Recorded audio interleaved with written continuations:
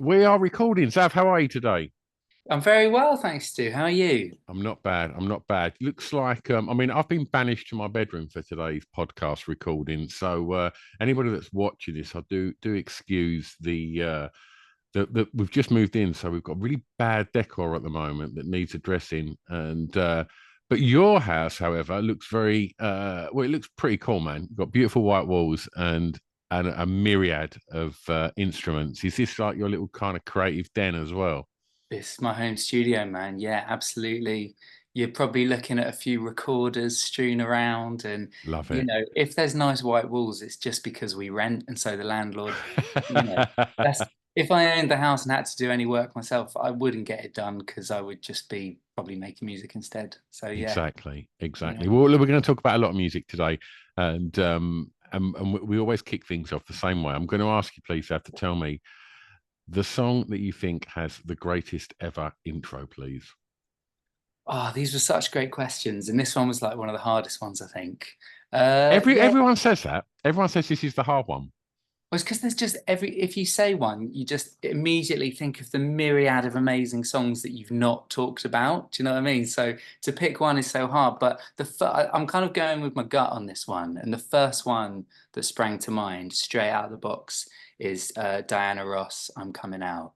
Yeah, Because there's something about that intro that it's wild. It's such a sort of abstract decision. It's just with the drums. It's the drums, really. The drums do everything. That sort of like bizarre drum fill that, just keeps going. The vocals, the kind of swelling horns, and the guitar's cool. The guitar is cool, no doubt, but it's the drums that really do it. They're just amazing. so remind me, it starts with the wah, doesn't it?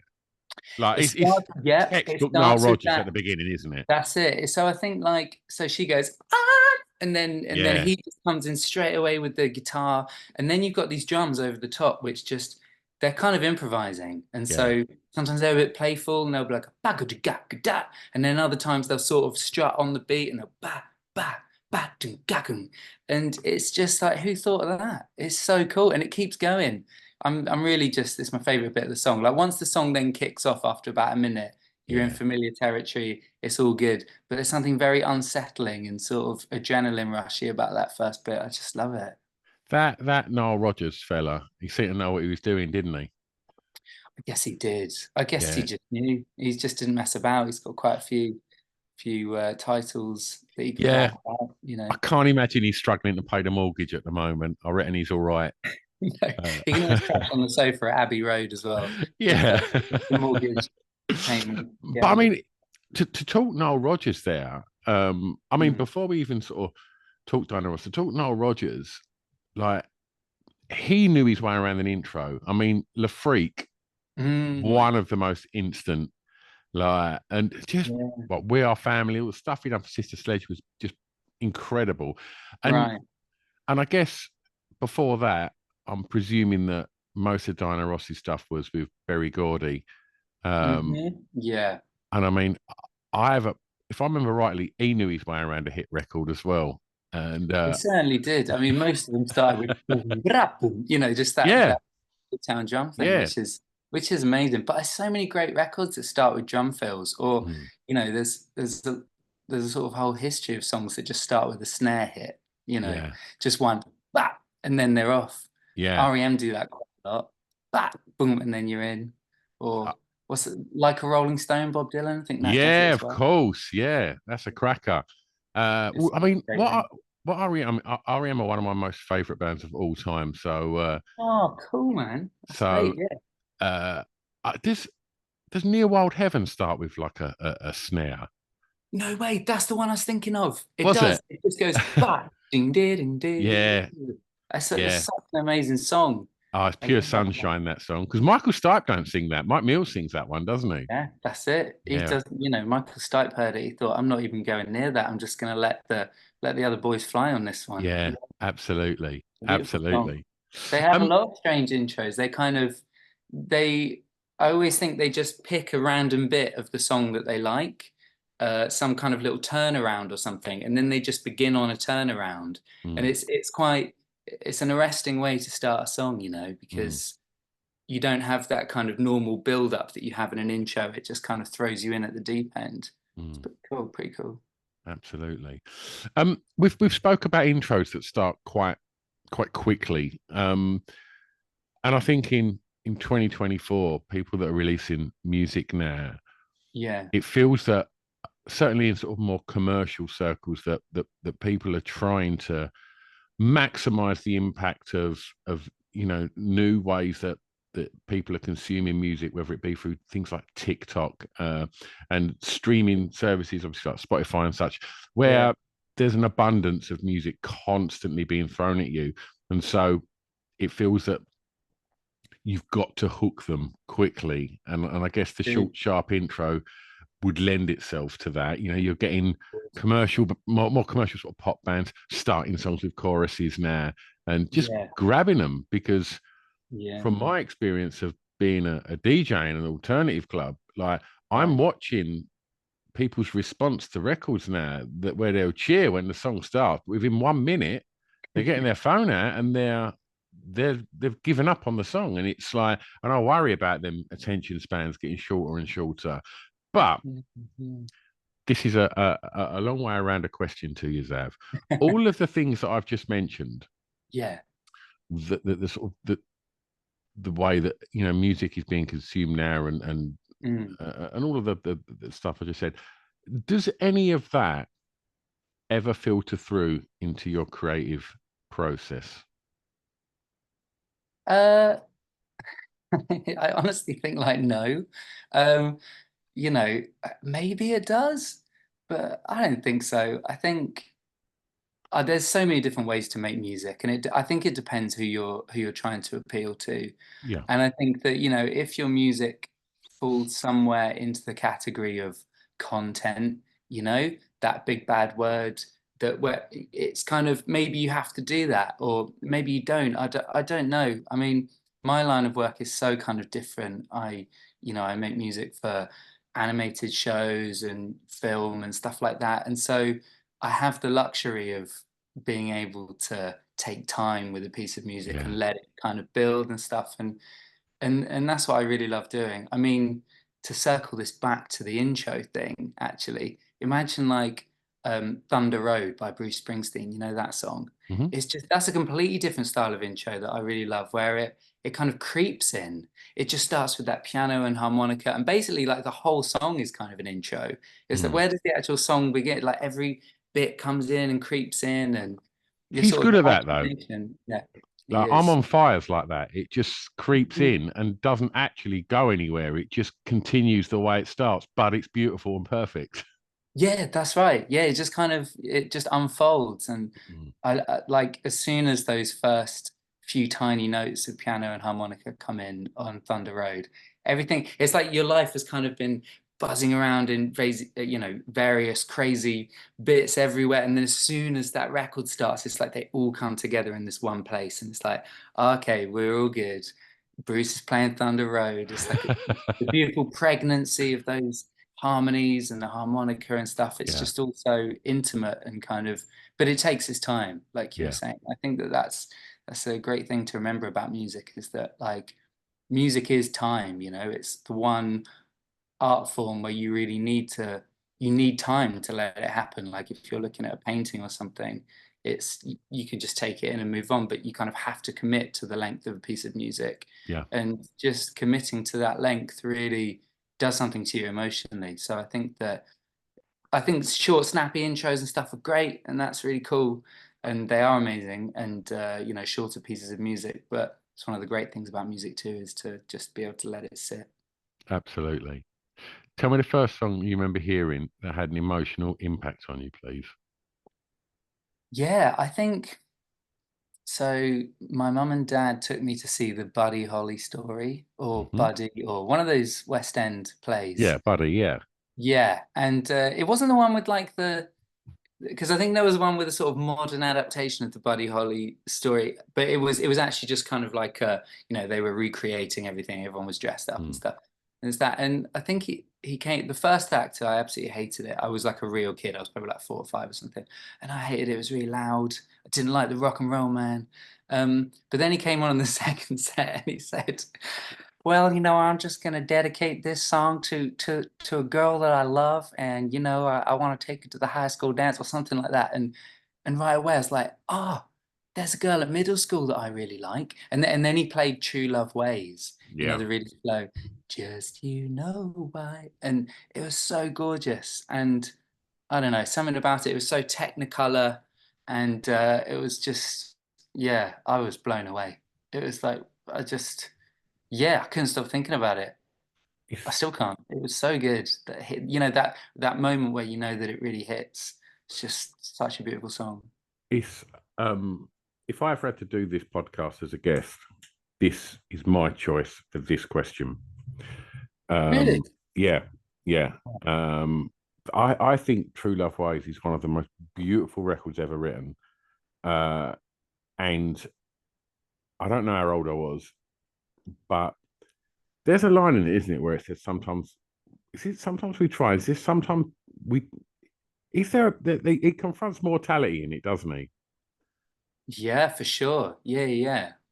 And I remember just thinking, oh my God, my mum and dad are gonna die one day.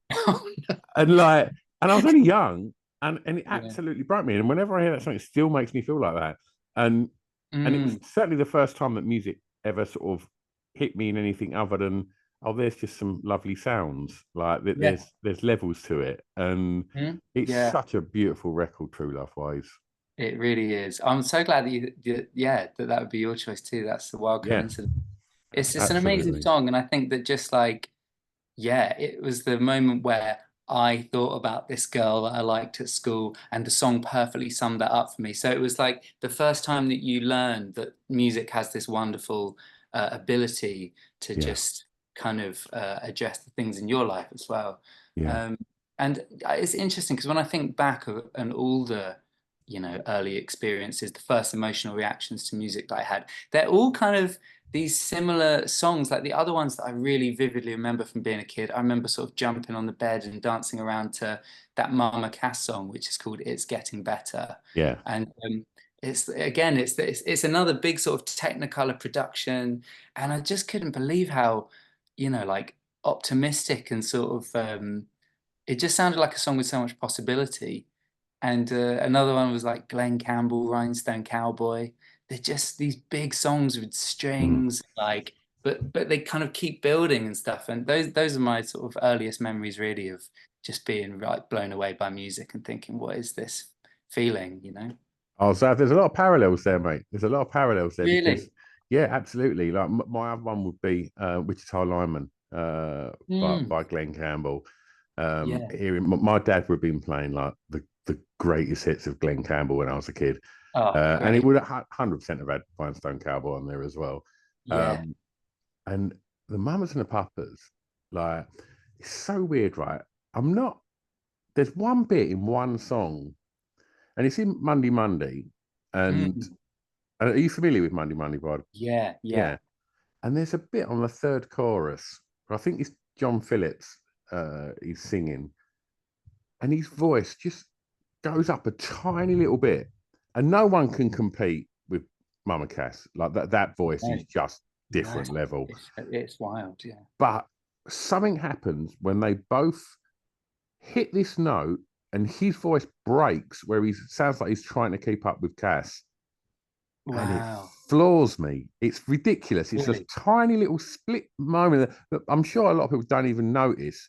But for some reason, Yeah. the first time I heard it, I just clocked that bit, and it like kind of gave me goosebumps, and me bottom lip wobbled a bit, and I was like, I need, Oh, wow. and I just, and it still does it to this day. Yeah, Really? Oh, I can't wait to, listen to it again and hear do that it, bit. do So it. then they kind of try and go in unison. He tries to It's match when her he in. goes every other day, every Yeah. other day, every other day, every week, he's fine, fine, and like, and and then Yeah. it's the right at the end there.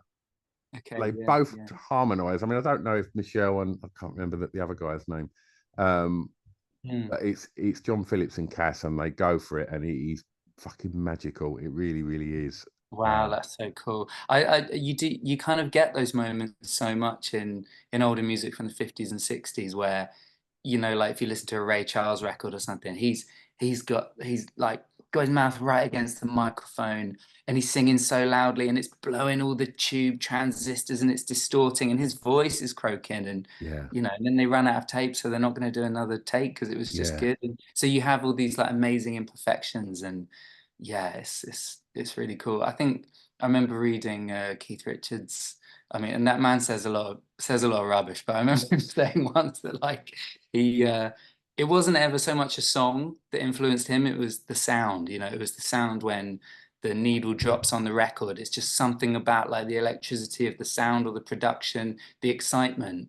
And I think that that's really, really true of those kinds of 50s and 60s records where like they're just, I don't know how they made them. You can dive in and analyze and find the right bit of gear that you think does it, but nothing really does. It's just a whole combination of everything, and they have this magical sound. Absolutely. Yeah. Absolutely. Tell me the song that reminds you of your time at school, please, Xav. Oh yeah, wow. This one was a tough one actually. I think that weirdly enough, I think of the song that was always on the music channels around at the time, which was like Digital Love by Daft Punk. I remember that was just non-stop on. I love that song. But when I really if there's an album for me that I put on, it just takes me straight back to my teenage years. It's the Weezer Blue album and the song No One Else by Weezer. It's just, there's so many things that it's one of those like really honest songs. The lyrics are just so immature and honest, and it kind of has all the teenage angst in there, but without being too much. And they're such a like wonderfully melodic band, Weezer. Um, I was a huge fan, and it takes me back to my friendship circle and stuff. And I mean, there's so many kind of songs from that time, but yeah, it was an odd time to be at school, I think, for my age group, and being a guy that was kind of into 90s alternative rock and 60s stuff, because everybody was, either listening to new metal or rap. And while my respect and enjoyment of those genres has grown subsequently, at the time I hated them. I just, I felt no connection to it. I couldn't, and so there was no subgroup at school that would kind of, it was maybe only sixth form, I think, when found some other people who like the Flaming Lips and like Weezer and stuff, and we could talk about it and we could hang out, and then, if those bands ever came through town, you'd be able to see those people at the concerts, and like a little thing started. But yeah, it was I didn't feel much relation to any of the music that was on the radio when I was going to school, not at all, unfortunately. Yeah, I hear you. I hear you. I think I mentioned that, I run a venue uh, and have done for 30 odd years. And that point when new metal was big, and I don't put the Deftones in that bracket. They're special. They're different. But all your Limp Biscuits and Alien Ant Farms and all that, I just I just never got it. I never got it. And I understand probably at the time I was probably 30, so it wasn't made for me. Right, yeah. But I watched the kids in the clubs lose their shit to it, and I still watch the kids in the clubs still lose their shit to that music. Yeah, But yeah, but for me, there's just kind of, I guess it's just good time music, isn't it? And it's just kind of boisterous fun. But yeah. for It, me, yeah. you know, give me, yeah, give me Blue Album, or certainly give me, anything by the Flaming Lips, because Yeah. yeah, that takes you somewhere else.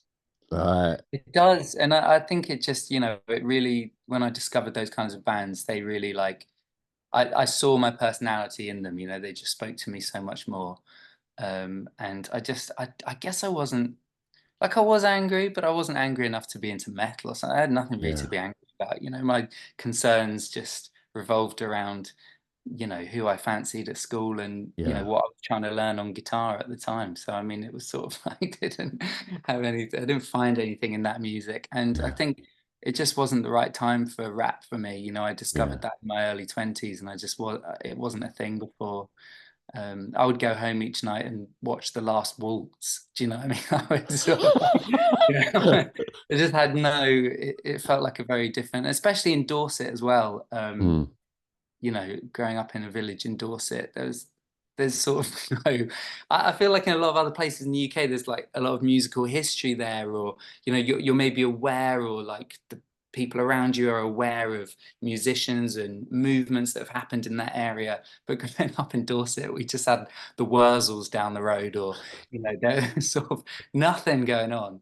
Yeah. Uh, so yeah, it was funny musical climate. I felt quite alone a lot of the time, but But maybe I that's was. that's where you find the music you love when you're feeling like that, Yeah. right? Yeah, that's right. Yeah, I think so. Yeah, for sure. I think it's good to that's when you find that stuff when I think you're looking for something to sort of lean into and find, comfort in. And Yeah. I think that's the reason why I guess the Smiths are still the Smiths, because year after year after year, every angst-ridden team discovers the Smiths, and it's like, oh, this guy's speaking to me. Not anymore, he's not. He's saying No. weird shit now, but Yeah, yeah. Exactly. but back Yeah. when he was saying really cool shit, uh, Yeah. Yeah. uh, That's I right. I had a mad story about the Flaming Lips, Oh yeah. and ages ago, Zav, probably about maybe 2 years ago, I got contacted by this guy that listens to the podcast, and he Right. said, "Look, my he was English, but he was living in Australia." He said, "Look, I'd love to tell you about my daughter. Like I think she was like 13, and he said her name's Nell, and she's the biggest Flaming Lips fan on the planet." And I was like, "Okay, where's this going?" Um, he said, "I think you'd be interested in chatting to her." So he turns out she, this photographer took this amazing photo of Wayne in the transparent ball going over the In the crowd at a bubble. Yeah. gig, Yeah. and he's singing to Nell, who's on her dad's shoulders with her hands on the ball, and it's a beautiful photo. It's such a Oh. wonderful moment. She's just, I think he's waiting for Superman, uh, Oh. and they're singing it to each other. Turns out she's been writing these songs. She meets him afterwards and says, "I've got these songs." He then says, "Okay, give me your dad's number," and then she goes in the studio at 14 with the Flaming Lips and records an album of Nick Cave covers. It's fucking amazing, man. It's an incredible album. I can't believe War Wild Story. Yeah, it's mad. I saw her actually because I went to see them a couple of years ago Yeah. when they did a UK tour, and they brought her out and they Oh, played Red. really? Yeah, they played Red Right Hand with her Oh, live. amazing. But there's like no other band in the world that would do that, is I there? know. It's just You know, wonderful, isn't it? it's amazing. They're so special, and they're just they completely wear their personalities on their Yeah. sleeves, and Yeah. they're just Absolutely. completely unique. I mean, my when I was 15, my Flaming Lips story is that they were playing at the Bic in Bournemouth, and I was just the biggest fan, and I went and snuck backstage before the gig, and I basically went up to the security guard and I said, "Oh, I'm Get Cape, Wear Cape, Fly, who's playing tonight," and he was like, "Oh, come on in then," and he just let me in. And so I kind of got to go in the dressing rooms, and I met the Flaming Lips, and I kind of apologized that I barged my way in. And but Wayne and Stephen were so nice, and he said, "What's your name, man?" And I was like, "Oh, I'm Xav." And he's like, "Wow, that you should be in a folk band, man. That's like a folk band thing. Like that's amazing, man." And we chatted, and I got to like hang out with my heroes. And Mm. then during the set that night, they dedicated a song to me, and they were like, "This one's for you, Zav, mother." Beep. And yeah, it was like the best moment of my life. Oh, But that's more than that, it was like a incredible. really encouraging one, where people that you really admire turn out to be legends Yeah. and encourage you. And if I wasn't already hell bent on being a musician, that was definitely all the proof I needed that, yeah, I should. I mean, you talk about people from Dorset, and you only had the Wurzels up the road. I mean, one of the ones that we've got who's a dear friend of mine is Sam Duckworth, aka Get Cape, Wear Cape, Fly. I love Oh, the fact that he's now sort of knocking on the door, going, "No, seriously, I'm Get Cape, Wear Cape, Fly." No, man, that guy's in there. He's in there already. oh, you have to tell him. Tell him I'll I'm sorry totally as tell well. him that. That's Tell amazing. tell him I'm really sorry. I just thought maybe I looked a bit like him or something. It would get me through the door. Seize the moment. Absolutely. Yeah, Absolutely. yeah, Um, yeah. Tell me the first record you remember buying from a record shop, please, Ev. Oh yeah. Well, I think it was probably from. I don't think it was a record shop. It was probably Tesco, and it was like the 2000 single by Gorillaz on CD. And I just took a punt. It looked cool. It had cartoons on the front, and I thought that speaks to me. I love cartoons, and so I bought it. Amazing. I mean, still, like, what an odd, what an odd release, and what an odd band. And yeah, so I'm still a big Gorillaz fan, but that record was great. I think in terms of albums, my godfather used to live in Madrid. He's an Irish guy, and he used to live in Madrid, and we used to go visit him every year, and would walk around the streets of Madrid. And my dad was really obsessed with these guys selling copied CDs out on the streets, and they'd get their blankets out and they'd have all these copied CDs. And Dad was a big music fan, and he would just be encouraging me because they were so cheap, like 50 cents a CD or something, or €1. And he'd be like, go on, like, pick three, and you can take them home. But it was all the stuff that was really popular in Spain at the time. So I ended up with like these, random Spanish crooners and stuff. But I think I got Bob Dylan, Slow Train Coming. I got that album, which is like one of his Christian rock albums, but it was great and I loved it. But the one that really blew me away was the Bee Gees, this random live album called One Night Only, which was this mid-90s sort of comeback live album where they played through all their hits but live. And it's such a wild album. And yeah, I just got obsessed with it. Had it on my Walkman, walking around Spain, and it was so uncool, such uncool music, but it just blew me away. That it starts off with Alone, I think, Yeah. that song Alone. Oh man. What a great, so it's like an onslaught of acoustic guitars. Like every acoustic guitar in the world is just on that track, and Yeah. it's just what a beautiful song. So cool. I think they televised that. Yeah, there's the film of it. Yeah, yeah. Oh man. I mean, where to start with the Bee Gees? I mean, Yeah, they're amazing. just ridiculous, isn't it? And Yeah, like yeah. Robin Gibb's voice, like Mm, just beyond beautiful. Whenever you see footage of the Bee Gees, like I know everybody wants Saturday Night Fever and they want the disco, yeah. but just give me I started a joke, man. Like Oh, what a heartbreaker. oh my Yeah, god, like the yeah, minute yeah. on Massachusetts, like Oh, yeah, yeah, they're absolutely. Yeah. I think they're criminally underrated. I do put them up there with the absolute greats of songwriting, the Bee Gees. I think they're Yeah, absolutely same here. phenomenal. They're on another level. They're just so bizarre. They're breaking genres left, right, and center. Yeah, the maudlin ones are great. You can have a whole CD of just the maudlin ones. Can Yeah, you like imagine that drive? Just yeah, driving along to all the kind of like sad Bee Gees songs. right off the edge of a cliff. Yeah, Like, yeah, otherwise, you just want the other stuff driving you to like Studio 54. yeah, Like, yeah. That's but I it. mean, we talked Diana Ross. I mean, the guy wrote Chain Reaction. Yeah, yeah, yeah. When you're writing that and giving them songs away, when you're giving Dionne Warwick Heartbreaker, it's like, Mm. it's ridiculous. Like, Yeah, they really did just give them away, didn't they? Yeah. mm, I love that in the way their songs can just explode out of nowhere. Sort of even in the middle of songs, they can yeah, just take off into a new section, which completely, yeah, defies how it was before. And they're yeah, so inventive. And also, I think as a kid, I think when you're a kid, music that's just quite weird and different somehow doesn't seem that bonkers. It just seems like what you need at the time. And I think the fact that these guys had such, wild voices and so high and kind of, mm, I mean, now if I heard them for the first time now, I would think it was very funny, and I would assume that they were more of yeah, a comedy act for the first bit. I would think it was kind of a joke or something to use that style, but it's not. And the straight-faced nature of their music, I think when you're a kid, you just think, yeah, absolutely, this is yeah. the best band in the world, and let's do it. I'm in. I'm all in. Yeah. Absolutely, absolutely. Tell me the song that soundtracked your years going clubbing, please, Sav. Well, I suppose my big confession really is that I've never been into clubbing. Do you I want me think, to confess something to you as well, Sav? yeah, I've done 560 episodes of this podcast. yeah. I'd probably say 530 guests have said exactly the same thing. Everybody's too busy creating, mate. Well, that's it. I mean, I suppose like my answer to it then would be the indie discos, Yeah, I mean, when, it certainly lends itself to that as well. You know, wherever yeah, you had your formative years.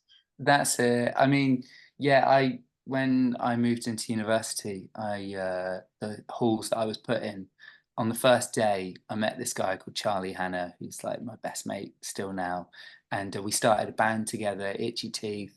And from that first day, we just knew we're like, right, that's it. We're doing this. We're doing the band. We're going for it. And so You we was were, in Itchy Teeth. yeah, yeah. I'm in Itchy Teeth. Yeah. I did not know that. Oh, right. Okay. Yeah, yeah. Cool, man. Yeah. Well, I mean, um, and we so we started there at uni. We'd go out together, like playing music, and that in Southampton there were some little indie clubs, and I think my favorite song was always MIA Paper Planes. I Oh think that yeah, was the best one because it had the Clash, it had that Clash sample in there, but MIA I think is just one of like. Oh, she's just amazing. I love her stuff. I love her early albums. And again, just so wacky, so weird. And like, yeah, she really blows me away. I love her stuff. And so that was when that song came on, it always just seemed like, a big glow of light compared to some of the other stuff that was on. I yeah, mean, all the other stuff was cool, like the Libertines, that was really fun, and like you'd hear Common People by Pulp, and of course it's an anthem and it's great and stuff, and loved those songs. But yeah, I think that was maybe more one of the time that I just thought was such a cool and weird yeah. song. Where did you say you went to uni? Southampton, went to Southampton Uni, yeah. Good times. Great times. Oh, so good. I mean, yeah, used to go busking outside the shopping centre, and there was a pub called the Hobbit, Yeah, amazing pub. They served Lord of the Rings themed drinks, and that was cool. And yeah, I mean, I went to uni because I wanted to leave home and I wanted to form a band. I wanted to start making music, but I loved poetry and I loved English literature. So you know, sometimes when I wasn't unbelievably hungover, I would make it into the lectures and listen to some of the stuff about, contemporary American poetry, and I would feel very, you know, very cool and bohemian. And I'd read Allen Ginsberg before I went to bed, stoned out of my mind each night. I did it, and I really enjoyed it. And yeah, but it was more of a kind of a platform to experiment with substances and to kind of start a band. And yeah. they were great years. Yeah. Fantastic, fantastic. Have you seen the MIA sort of docu-film? No, I haven't seen it. That's really good. Is It's it? really, yeah. And like before, like she was making music. She went on tour with Elastica, and Right. I Okay. think Elastica were doing the sort of the more experimental second record that wasn't Yes. necessarily a sort of commercial success, but it's a fucking great record. It's a good Uh, record. Yeah. Yeah. yeah, but she's just away with them, just taking photos and stuff like that, and it's Really, just really. weird just seeing Oh, her and just sort of loitering around, hanging out with Justine Friedman and that, yeah, that's and then cool. Yeah. just to go to then the next thing she's doing the Super Bowl with like Madonna and stuff. Just fucking crazy, man.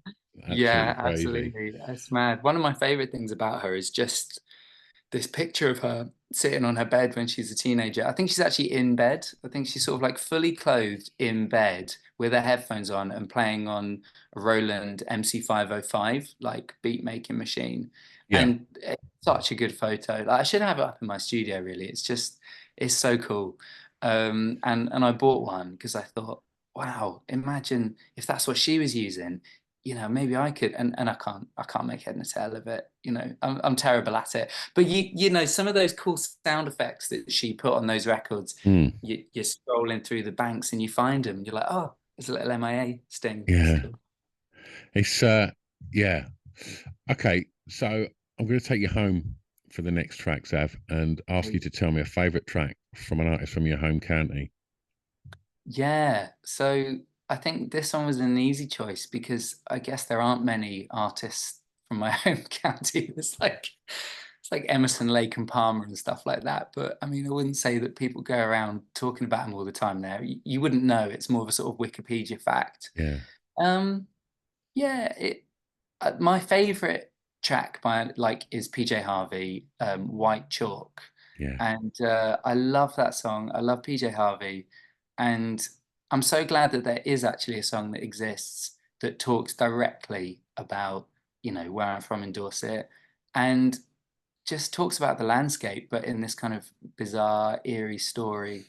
And it's an amazing landscape in Dorset. It's so full of fossils, and it's really green, but it's by the sea as well. But it is kind of a harsh and intense place, some of the coastline down there. And I think that the song does this amazing job of capturing that feeling. And it just also just lyrically it references like the gorse, and it references Cern Abbas and Lyme Regis, and so yeah, it's kind of like going home in a song to me. But there's one thing that drives me nuts about it. This shaker comes in, and like the second verse, and it really, like, before that I'm just fully in this world and I'm taking it all in, and then suddenly the shaker comes in, and it just, I don't know, it drives me up the wall. But She loves a shaker. right, well, but the thing is, before the shaker, they've got this amazing kind of con legno thing going on the cello. There's I guess the bow is hitting the strings or something like that. And all the rhythm feels quite organic and strange. And so it really makes you feel like maybe it was made in Dorset, maybe it's made from the wood that's lying on the floor or something. And then this very shrill sort of studio sounding shaker comes in. You just think, that's not very Dorsety, You could have got a bag of grain or something and shaken it around, but it's just such a sort of like Amazon 12.99, Yeah, it's chill. But yeah, I'm sorry, PJ Harvey. It's an amazing song, and that shouldn't diminish it. She also wrote yeah. a book in the old Dorset dialect, which is very cool. It's like an accompaniment to her newest album. I think some of it's sung in the dialect, and then she released a book of poetry, and half of it's in, well, like the left-hand pages are all in the old Dorset dialect, and the right-hand pages are like the translation in modern day English. Pretty far out. Incredible. Yeah, yeah, yeah. I uh, I watched her set on TV from Glastonbury last weekend, and she's Oh, really? still so amazing, so Yeah, amazing. Like yeah. she doesn't age. She still looks exactly the same as when she came, like first put records out. It's amazing. I know, it's pretty weird, isn't it? Yeah, she's so cool. And yeah, I guess it's just cool to imagine her walking around like Yeovil and Dorchester and stuff, and towns that I just think of as like, well, they were just kind of really boring and annoying towns that I sort of had to grow up near. She was there, just thinking of all these great songs and reinventing alternative music from there. So that's really cool.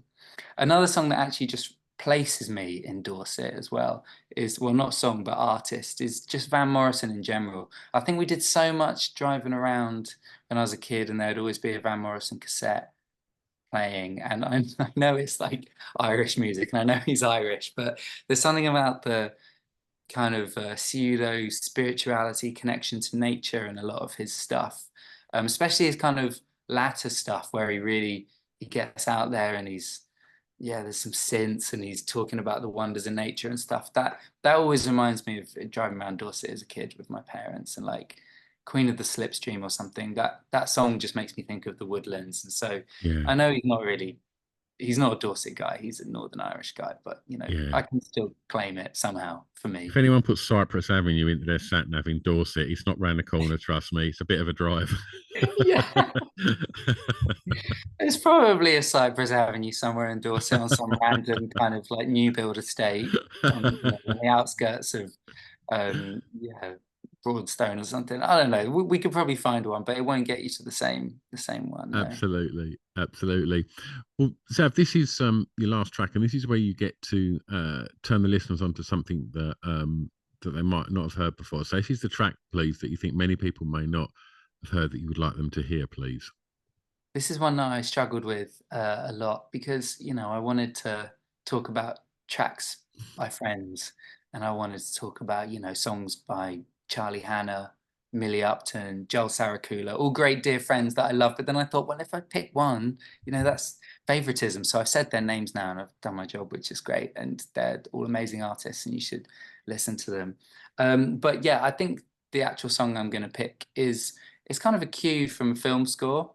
And I think it was my entry point from where I kind of realized that you could you can be yourself as a musician from whatever background you come from. You know, in my case, being in bands and, you know, listening to the music that I did, and you can still make music for film or for TV, and you can bring that into composition and those kind of sounds. And it's from this French film called Betty Blue, which is one of my favorite films, and Charlie and I discovered it together at university. And the soundtrack's by Gabriel Yared, and the song is called C'est le vent, Betty. And it's based around this bit in the film where they play the piano together, and they're kind of realizing that they love each other. It was a very sad and nostalgic film, and they're at this disused piano shop, and they're kind of very tentatively playing. Well, he's playing a piece, and she's putting in all these funny notes. And I just think that I love it so much, and I loved it so much as soon as I heard it. I kind of feel so much of my musical language has just been trying to chase this one film cue. And I think made me realize as well that music can translate into, you know, there is like wonderful music for film and TV, and that like maybe I could bring something to that world. And so I'm really grateful to that score, and I'm really grateful to just that wonderful bit of music that, you know, as soon as I hear it, it just makes me cry. I just can't. It's a mixture of everything. It's so full of love, but it's so childlike. It's so nostalgic, but it's so understanding, and it's so simple, but you would just never have thought of it. And I just love it. Yeah. Wonderful choice. We'll make it nice and easy for people to go and listen to that and all of the tracks that we've spoken to today, Zev, because we put a little Spotify playlist together to accompany the podcast, so people Brilliant. can go and get and stuck in. And obviously, we will add your music to it. So let's talk your music. What's happening? Yeah, well, I've just released a soundtrack to a documentary called Red Herring, which is an amazing documentary by a director called Kit Vincent. And it's finished the festival circuit. It won Best British Film at the Rain Dance Awards. And it's on Amazon Prime at the moment. And it was great. I got to make the soundtrack and the score, but the director Kit wanted it to be full of songs as well. So I kind of got to make this album where the score and the songs all kind of interweave into one. And I released a couple of singles from that. One of them is called Being Alive. The other's called Growing Up is for Losers. And they're all from this new soundtrack album called Red Herring. And yeah, I'm playing some gigs and stuff. They pop up on the website. So yeah, it'd be nice to sort of see anyone down there in the future, and hope they like the tracks. And so, if people want to find out about those gigs and find out about any other releases and such, Mhm. where is the best place? Have you mentioned a website there? Yeah, you got xavclarke.com. That's my website. But then also just, you know, find me on Instagram or follow me on Spotify or anything like that. And hopefully that's the gateway to then all the various. You can find your favorite bit of me from whichever angle, you know. Yeah. Wonderful. Well, if it's all right with you, Sav, when this episode drops, we'll tag you in all the posts on social. So if people aren't following you already, then they can do so. Brilliant. Thanks so much, Stu. I appreciate that. Oh, mate, it's been an absolute joy talking records with you. Always a Yeah. pleasure to talk true love ways because, Yeah. yeah, I totally agree.